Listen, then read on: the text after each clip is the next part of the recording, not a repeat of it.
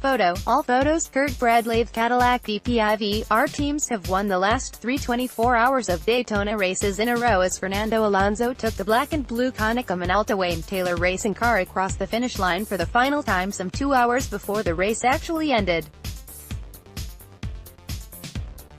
With safety top of mind, the stewards finally threw the red flag for the second time and let that stoppage continue on to the end of the race.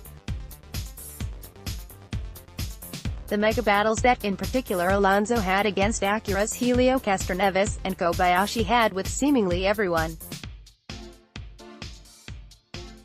The Mazdas, though fast, were too fragile to make it to the finish. The lone Nissan simply couldn't keep it on the island. The two Acuras were in the fight all race long, but couldn't quite match the Caddies on fuel economy. 9:10 p.m. to 9:20 p.m. Eastern have not been a kind 10 minutes to the Mazda team at Daytona. Both cars read this is Jordan Taylor's second victory in his father's team, having previously won in 2017. Vendors Zande, Kobayashi, and Alonso netted their collective first Daytona 24 victory.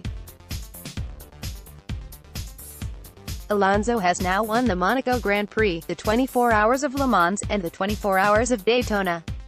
He's heading to Indianapolis this May for another run at the Indy 500. It was pretty obvious that Dragon Speed would take the win, as they stretched out a double-digit lap lead over the other two LMP2 teams by mid-race. From there, it was just a matter of which Dragon Speed car would make it to the end. The team won the race with a 4-lap lead. They just happened to be leading when the red flag came out. With drivers Connor De Phillippi, Philip Bench, Colton Herta, and Augusto Farfus teaming for the win, they are likely quite happy that the race never went back to green flag conditions. They got a Rolex watch out of the deal. It is interesting to note that Augusto Farfus wasn't selected for this drive until Tom Blomqvist had visa issues. The last-minute addition to the team helped them haul the trophy home. What a neat story. Despite having been in Daytona for the Roar before the 24 test 2 weeks ago, BMW driver Tom Reed read while the BMWs never really looked fast, they stayed out of most of the trouble of the race.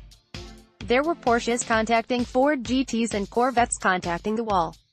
Meanwhile, the big M8 simply kept trucking along and keeping out of trouble.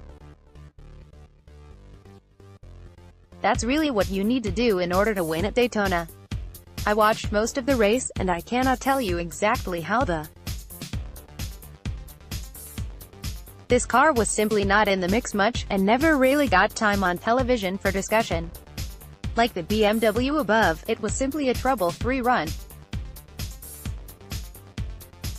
There was a small collision with another Lamborghini, but apparently the team recovered well enough to get back to the front. There were 6 GTD cars on the lead lap for the race finish, including 2 Audis, 2 Lexus, and the Staying on the lead lap for 22 hours isn't easy, and the Grasser team of Ralf Eichen, Mirko Bortolotti, Christian Engelhardt, and Rick Brukers won by doing just that. Interestingly, the race was red flagged earlier, and the race stewards decided to attempt getting the race back under green.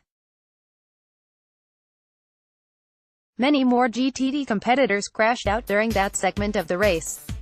The Monteplast Audi, in particular, spun out of the lead of the race into the muddy grass between the tri-oval and pit lane. As a result of that spin, that Audi finished second. Heartbreaking stuff. Congratulations to the teams who won. It's a bit of a downer it went such a cracking race like this, but such is the life of an endurance racer.